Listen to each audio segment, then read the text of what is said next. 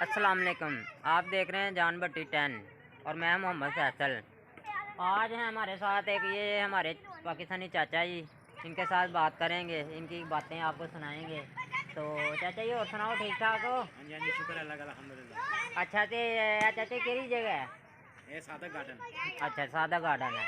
तो यह जगह का की नाम है? खान सेंटर है। हाँ, खान सेंटर। अच्छा जी, होर सुनाओ इत्थे कैसे दरगुजर हो रही है? ज़बरदस्त जी, इतने नैचुरल माहौल है, कुदरती माहौल है बहुत ज़बरदस्त। कोल साढ़े जंगल भी है, जानवर एनीमल सारा कुछ इतने है, बड़ा इंजॉय बंदा करता है जगह उत्ते।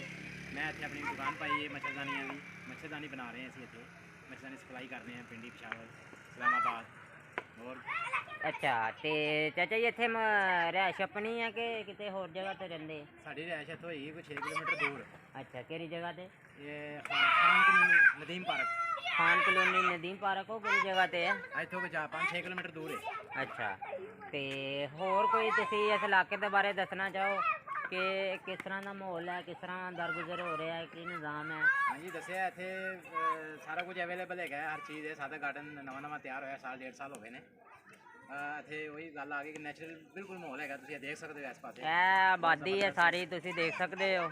तो यासर भाई ने साडे ते वो नस गए ने, ते बाकी तुसी इधर बच्चे देख रहे हो खेल रहे ने, इंजॉय कर रहे हैं। बाकी सारी आबादी न्यू तैयार हो रही है। लोग न्यू तो न्यू आबादी बन रही है, स्कीम है नवी। तो होर चाचा जी कोई माम नूं पैगाम देना चाहो? हाँ जी, पैगाम यही है कि अखलाक च रहो, मुहब्बत करो एक दूसरे के नाल, एक दूसरे नाल याराना रखो, दोस्ती अच्छी रखो, ताल्लुकात अच्छे रखो, उस ते काबू रखो, आज ही इस्तेमाल करो। बिल्कुल जी। तो जे अगर साडी वीडियो पसंद आए तो वीडियो नूं लाइक कर देना ते व्हाट्सअप लो जी। साथ जी हुण तुहाडी वीडियो चालू है, तुसीं गलबात कर सकदे आ। इन्हां दी मच्छरदानियां बना रहे ने ते सर जे अगर तुहाडे कोल किसी ने ऑनलाइन है खरीदनियां होण ते अपना कोई राबता नंबर भी तुसीं दे सकदे हो। नंबर दो जी। अपना तुसीं ऑनलाइन है वीडियो तुहाडी जा रही है, तुसीं अपना राबता नंबर कोई दे दिओ, मैं डिस्क्रिप्शन दे विच तुहाडा नंबर दे देंगा। किसी ने अगर खरीदनियां होण ऑनलाइन तुहाडे नाल राबता कर सकदा हो। दसो जी नंबर। 0322 तुसीं नंबर नोट बोल दिओ। 3571 3571 ते पठान अच्छा पठान भाई ने। तो यह तुसी अगर इन्हों नाल राबता करना चाहो तो इन्हों का मैं नंबर तुहानूं डिस्क्रिप्शन च दे देंगा, तो तुसी राबता कर सकते हो। तो होर चाचा जी तुसीं सुनाओ, ठीक ठाक हो? मैं मच्छरदानियां ही बना रहे हो? आज मच्छरदानी बना रहे हैं। अच्छा तो चाचा जी तुसीं इतों दे लाहौर दे रहने वाले हो, कितों बाहरों आए हो? लाहौर दे रहने वाले हैं। अच्छा लाहौर किहड़ी जगह ते? शैला चौक शालामार बाग। अच्छा जी, शैला चौक शालामार बाग।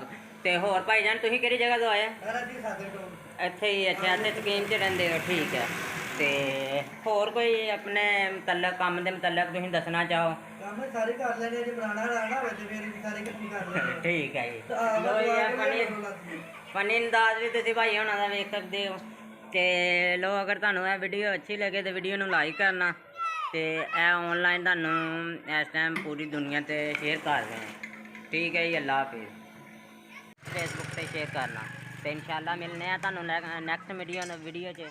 तब तक के लिए अल्लाह हाफिज़।